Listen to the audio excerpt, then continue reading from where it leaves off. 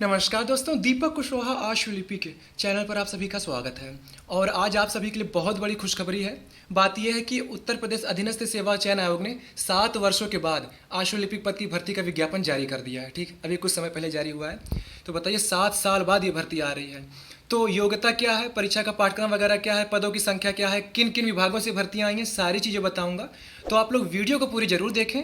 और जिन भी लोगों ने अभी तक चैनल को सब्सक्राइब नहीं किया है तो पहले से सभी जन चैनल को सब्सक्राइब भी जरूर कर लें, कहे से कि ज़्यादा जरूरी। ठीक, तो देखिए 2016 में शायद आखिरी बार भर्ती आई थी, जब सपा की सरकार थी। ठीक है, अखिलेश यादव की। अब तब से लेकर के अब भर्ती आ रही है। ठीक है, अब इन लोग 7 साल क्या किए क्या नहीं भगवान ने जाने। खैर, तो देखिए लिखा है कि विज्ञापन के प्रकाशन की तिथि ये 2 सितंबर, मतलब आज ही अभी जारी हुआ कुछ समय पहले। ठीक है, वीडियो जब तक आप देखेंगे तब तक आधे घंटे हो चुका रहेगा।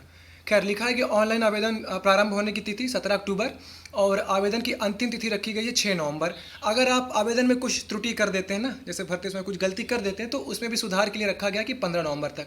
कहने का मतलब कि 17 अक्टूबर से ऑनलाइन शुरू हो जाएगा, 16 नवंबर तक आवेदन की अंतिम तिथि है और 15 नवंबर तक आप इसमें संशोधन कर सकते हैं। ठीक, तो ये बात हो गई इसके लिए, आवेदन के लिए। अब ये बात कर लेते हैं कि पदों की संख्या क्या है, कौन कौन लोग इसके लिए योग्य हैं। ठीक है, और किस किस विभाग से भर्तियाँ आई हुई हैं।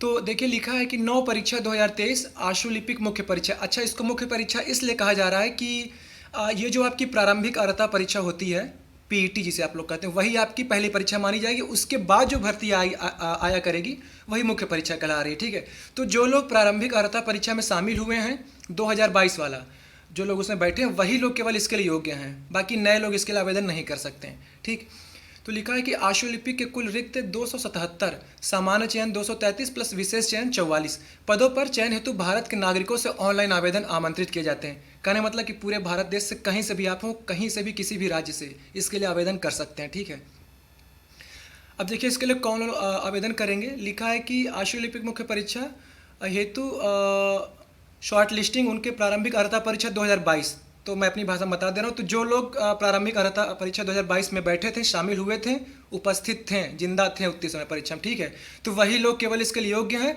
बशर्ते शर्त ये है कि वास्तविक स्कोर अथवा नॉर्मलाइज स्कोर में 0 या उससे कम अंक या फिर नकारात्मक। कहने मतलब अगर आपने 1 अंक भी पाया है प्रारंभिक अर्हता परीक्षा 2022 में तो भी आप इसके लिए योग्य हैं। ठीक है, वो एक अलग बात है कि आपको बाद में फिर बताएंगे कि कितने कट ऑफ वाले लोग इस भर्ती में बैठेंगे। अभी तो ये सबसे आवेदन ले रहे हैं मात्र 25 रुपया में। ठीक है, बाद में ये फिर से बताएंगे कि ये आपके लिए कट ऑफ निर्धारित किया गया है, अगर आप इस कट ऑफ के अंतर्गत आते हैं तो ही आप इस परीक्षा में शामिल हो सकते हैं। तो देखिए सीधी सी बात है, अधिकतम कट ऑफ जितनी हो सकती है वही रखी जाएगी। ये 30, 40, 50 वाले लोग तो सपना ही मतलब छोड़ दें इसके लिए। ठीक है, ये समझ लो प्रारंभिक अर्हता परीक्षा एक सोची समझी चाल है एक तरीके से।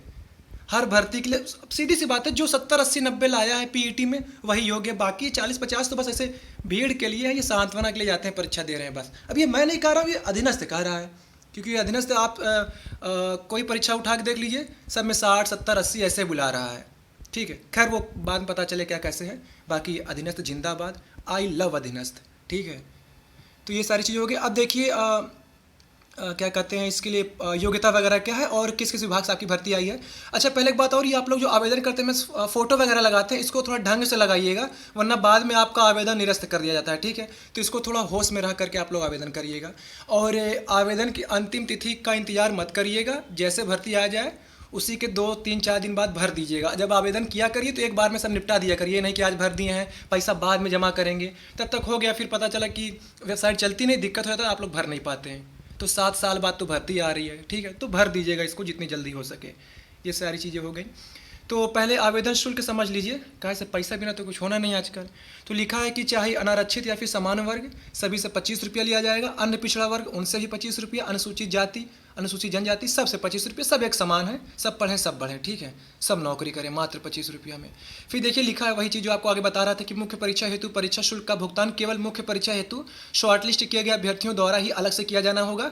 मुख्य परीक्षा हेतु शॉर्टलिस्ट किए गए अभ्यर्थियों द्वारा मुख्य परीक्षा हेतु परीक्षा शुल्क जैसा कि आयोग शासन, कहने मतलब वही बाद में आपसे शायद 200 रुपया लेते हैं। जब ये कोई कट ऑफ निर्धारित कर देंगे तो उसी कट ऑफ में आप आएंगे तो 200 रुपया दीजिए, फिर जाके परीक्षा में बैठिए। ठीक है, ये सारी चीज़ें हो गई।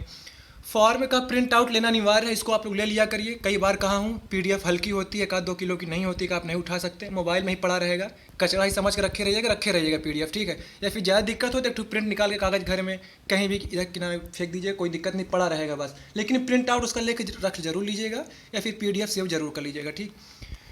अब मुद्दे की बात करता हूँ, किस किस विभाग से भर्ती है। तो देखिए, पहली बात तो ये कि 2800 ग्रेड पे की नौकरी है, ठीक है, अच्छी खासी नौकरी है।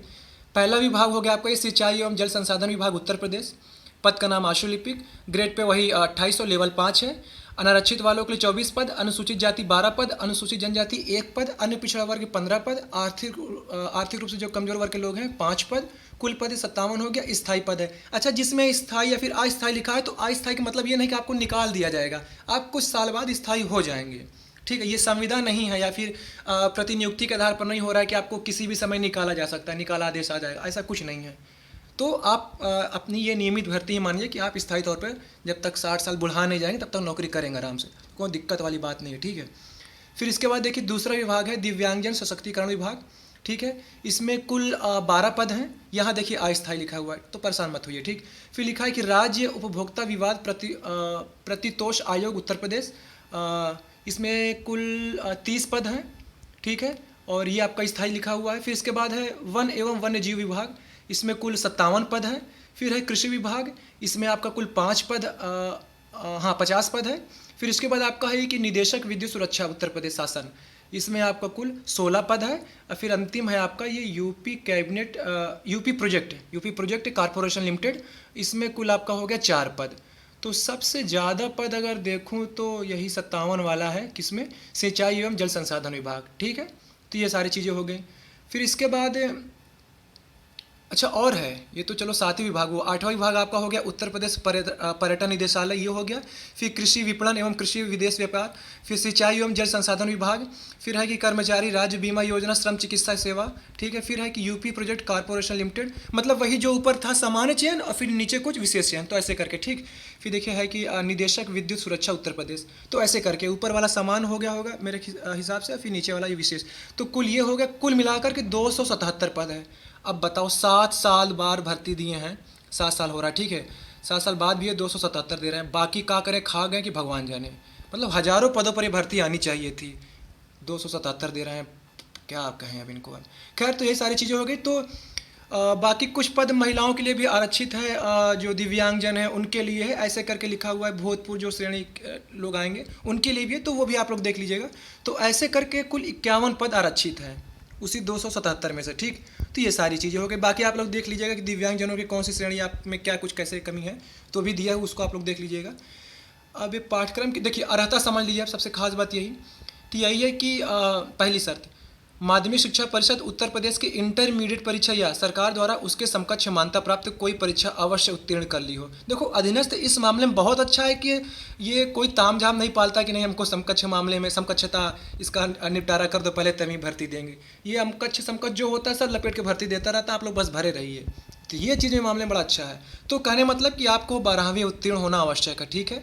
दूसरी शर्त है जरूरी है जो कि हिंदी आशुलेखन और हिंदी टंकण में क्रमशः 80 शब्द प्रति मिनट और 25 शब्द प्रति मिनट की गति अनिवार्य है। देखो ये केवल हिंदी आशुलिपिकों की भर्ती है, चाहे उत्तर प्रदेश सचिवालय हो गया जो कि लोक सेवा आयोग के जरिए भर्ती आने वाली है, अपर निजी सचिव की, वो भी केवल और केवल हिंदी आशुलिपिक पद का है।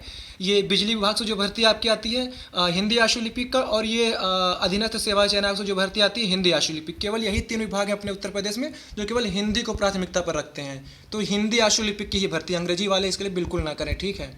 ये हो गया। फिर तीसरी शर्त कि आपके पास CCC का प्रमाण पत्र हो, या फिर लिखा है कि माध्यमिक शिक्षा परिषद उत्तर प्रदेश संचालित कंप्यूटर पाठ्यक्रम या सरकार द्वारा उसके समकक्ष मान्यता प्राप्त पाठ्यक्रम। अब देखिए बड़ी चोंचलेबाजी वाली चीज़ लिखी हुई है, लोक सेवा आयोग इसको नहीं मानता है। अब की बदलाव कुछ हो रहा है, CCC को लेकर के इतना तामझाम, देखिए पहले सब कुछ है लेकिन बेवजह इन लोग भर्तियों को फंसाने के चक्कर में रोक के रखते थे। अधीनस्थ देखो इस मामले में बड़ा मस्त है कि लिख दिया है कि अगर आपके पास शायद 10वीं या 12वीं में कंप्यूटर का एक विषय हो तो आप भर सकते हैं इसके लिए। आप अगर आपके पास CCC ना हो तो भी आप इसके लिए आवेदन कर सकते हैं। तो ये चीज़ हो गई, ठीक है। तो एक बार योग्यता अच्छे से देख लीजिएगा, अगर आपके पास है वही चीज़ तो ही आवेदन करिएगा, ठीक। आयु सीमा की बात करूँ तो कम से कम 18 वर्ष, अधिकतम 40 वर्ष, ठीक है। आयु की गणना कब से की जा रही है, ऐसा तो लिखा नहीं क्या, शायद नहीं लिखा है, मुझे तो नहीं दिख रहा कहीं। हाँ, 1 जुलाई 2023 से लिखा है कि 1 जुलाई 2023 को आपको कम से कम 18 वर्ष और अधिकतम 40 वर्ष का हो जाना है। ठीक है, तो ये हो गया। चयन का आधार केवल लिखित परीक्षा होगी, साक्षात्कार तो बंद ही कर दिया गया है। और लिखा है कि लिखित परीक्षा हेतु परीक्षा योजना पाठ्यक्रम वो बाद में अलग से आपको बता देंगे। तो वो जो कनिष्ठ सहायक भर्ती के लिए एक पाठ्यक्रम आया था जिसमें कंप्यूटर वगैरह था, कुछ बदला हुआ था ना, वही वाला पाठ्यक्रम इसके लिए भी मान के चलिएगा आप लोग, लगभग लगभग। अगर कुछ बदला होगा तो बाद में पता चलेगा, वरना वही वाला पाठ्यक्रम इसके लिए भी है। जो भी आप लोग ये कनिष्ठ सहायक की भर्ती दे के आए थे 1262 पदों वाला, तो वही वही हूबहू रहेगा लगभग लगभग। ठीक है, ये सारी चीज़ें हो गई। और इनका ये कहना है कि प्रश्नगत मतलब कितने लोगों को बुलाया जाएगा आशुलिपि कौशल और टंकण परीक्षा के लिए। तो लिखा है कि प्रश्नगत विज्ञापन के अंतर्गत लिखित परीक्षा हेतु विज्ञापित पदों के सापेक्ष श्रेणीवार 15 गुना अभ्यर्थियों को, ठीक है, तो 15 गुना अभ्यर्थियों को बुलाया जाएगा आशुलिपि कौशल और टंकण परीक्षा के लिए। फॉन्ट की बात कहीं लिखी कि नहीं पता नहीं, मैं आपको बता दे रहा हूँ। देखिए, फॉन्ट आपको 2 मिलेगा।